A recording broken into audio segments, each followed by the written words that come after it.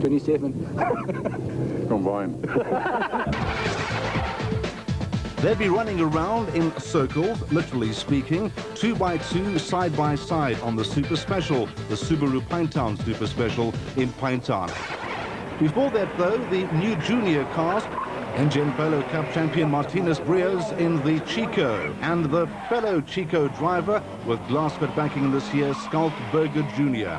And one of the younger Houghtons in motorsport, Michael Houghton in the Toy Spares Toyota Taz. And a new challenge backed by Castrol and Toyota with Toyota Taz's for Motoring magazine, represented by Colin Meilman from Top Car, Ferdy de Vos from Veal magazine, Winter Murdoch representing Drive magazine, and Michele Lupini with Steve Krobelaar navigating. Steve, a paraplegic after an accident last year.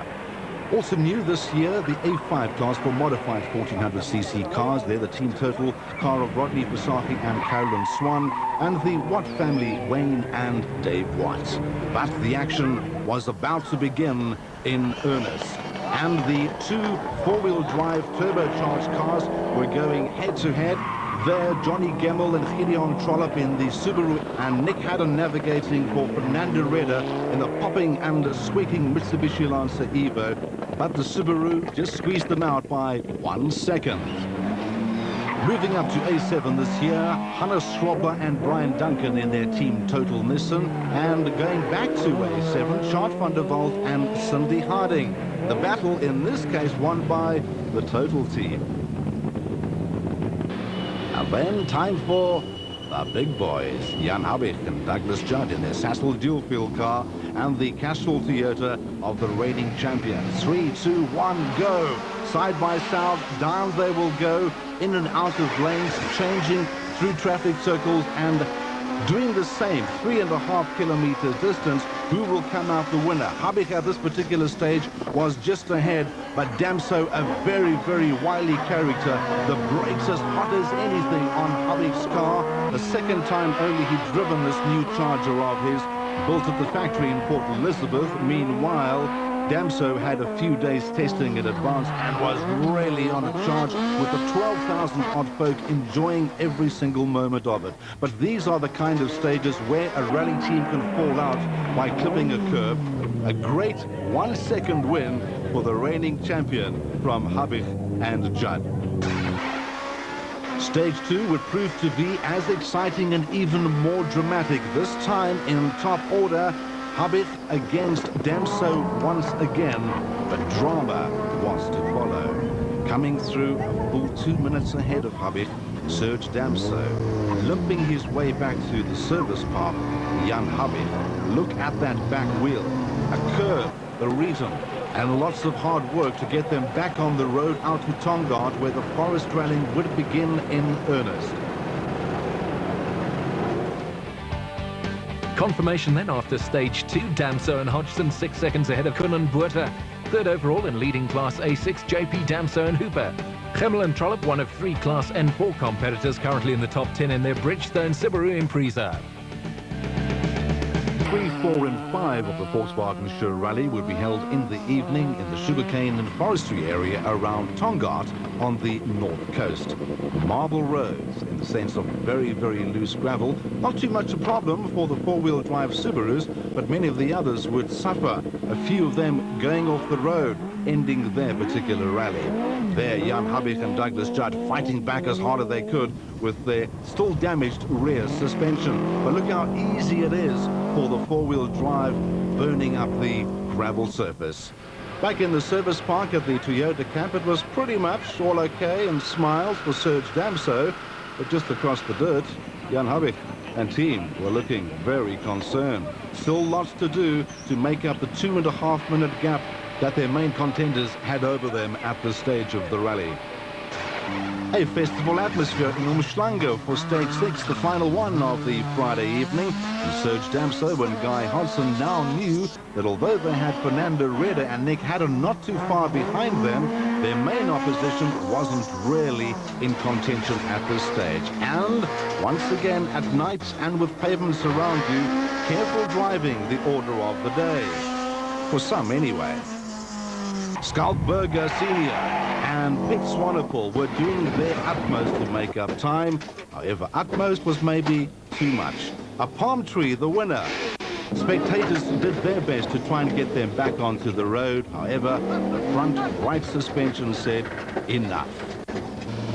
Team total pairing 1, 2, 3 go. Etienne Lawrence and Robert Paisley in their Toyota Corolla RSI. They were slowly making up ground into the top 6 positions. However, not having too good a rally so far, with a few minor early season niggling problems. Chart van der Walt and Cindy Harding leading the way in A7 against Hannes Schwabler and Brian Duncan in their team total car. And dropping down the class from A8 to A7 this year, Van der Walt maybe had a point to prove.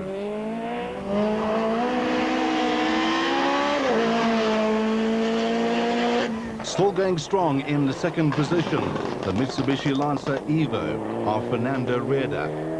Enzo Kuhn and Martin Buerter in the second Sassel VW Golf were flying in Pinetown. However, during the course of the evening in the Tongaat area, they were off the road for half a minute when a brake caliper seized, and they were just about to retire from the rally. Hubbard and Judd, meanwhile, knew that the challenge lay ahead of them this evening and the day after in the sugarcane fields, and were doing all they could to make up time.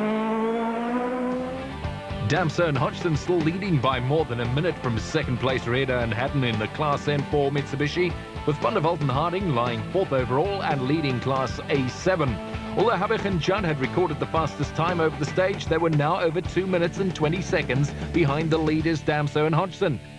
Key retirements after the first day included Enzo Kuhn and Martin Buerter, together with Hannes Schwabler and Brian Duncan, and Michele Lupini with Steve Krobler. And the Subaru of Skalkberger was not going to turn another wheel that weekend. Still going strong in their first ever national rally was the young rallying team of Nkosinati Nzimande and Fani Mayua. On the rally, which was 95, getting involved in a rally, I was a service crew, changing a tire, fixing a car, checking a gearbox or engine. My boss went to buy this car for a gearbox. So the car was parked at a shop. I said to my boss, Ken, I said, please, Ken, I can have this car for racing. He said, no, you're wasting your time. I said, no, I'm going to try. He said, no, I haven't got the money to lose for nothing. Only one rally you're going to roll. I said, no, let's take a chance. Through the combined efforts of Nzimande's boss and the NMCC, it wasn't long before they were competing at regional level. That camaraderie was best encapsulated at the Automark Rally in December, which was their first event. We had a finishing area, or Park Vermeer, outside Automark in Berg Street in Maritzburg. And the two chaps behind us finished 19th out of 36 entries.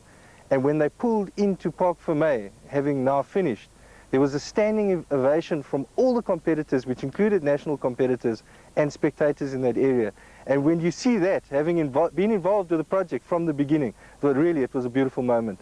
Since I've been a mechanic, I used to see my boss comes on Monday morning, comes with a dirty car like this one.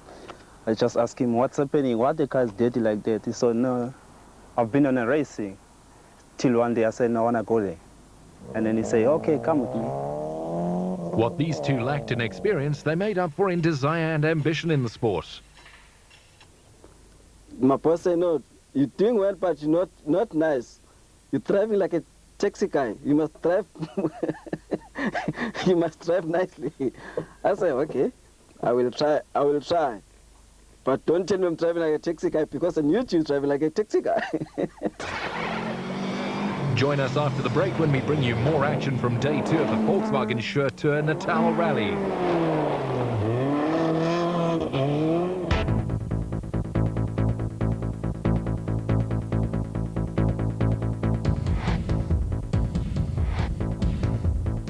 We had a puncture, we lost a bit of time. A while further, we had a clean run, so just hope we can have a good day today.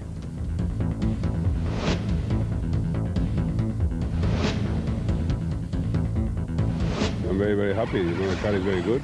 The car is doing everything it's meant to do, and we took it easy. We never put it off last night, and it's a long day today. We'll see what happens.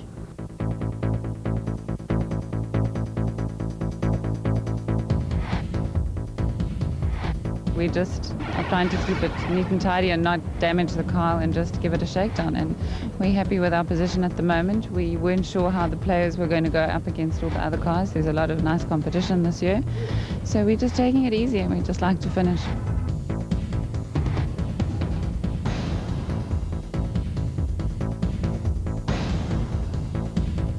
We had a clean run yesterday. Everyone else seems to be having problems and things like that with the new cars. And we just want to keep it that way. The junior Damso is looking comfortable in third place and leading Class A6 overall, but the big charge up the leaderboard had come from Habig and Judd, who are now lying in 6th place. Leading Class M2 and 7th overall were Sanders and Gericke in their Team Total Toyota.